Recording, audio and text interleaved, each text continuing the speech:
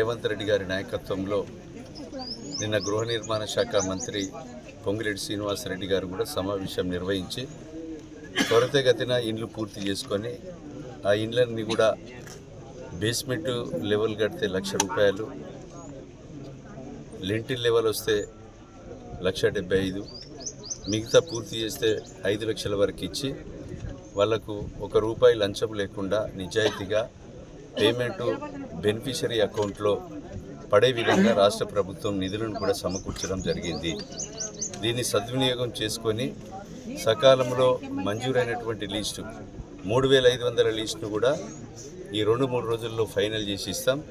అన్ని గ్రామాల్లో కూడా శంకుస్థాపనలు చేసి ఆ ఇండ్లను కూడా కట్టించే కార్యక్రమము మరి తీసుకొని ఆ గ్రామంలో ఉండేటువంటి నాయకత్వం మరి పేదలకు నిస్వార్థంగా నిజాయితీగా ఆ ఇండ్లు కట్టించే కార్యక్రమం బాధ్యత తీసుకొని ఇల్లు పూర్తి చేయించాలని కోరుతూ ఈరోజు హౌసింగ్ స్కీమ్లో ఈ ప్రభుత్వం పూర్తి కాలమయ్యే వరకు సుమారు దాదాపు 20 లక్షల ఇండ్లను ఈ యొక్క రాష్ట్రంలో కట్టియాలనేటువంటి ఒక సంకల్పం గౌరవనీయులు రాష్ట్ర ముఖ్యమంత్రి దగ్గర ఉంది. అది కట్టించాలనేటువంటి ఆలోచనలో భాగంగానే ఈరోజు ఈ ఇండ్లకు శంకుస్థాపన చేయడం జరిగింది. ప్రపంచంలో ఏ మూల ఏ క్షణం ఏం జరుగుతుందో వేగంగా తెలుసుకోవడానికి తొలి వెలుగు వాట్సాప్ ఛానల్ని ఫాలో చేయండి.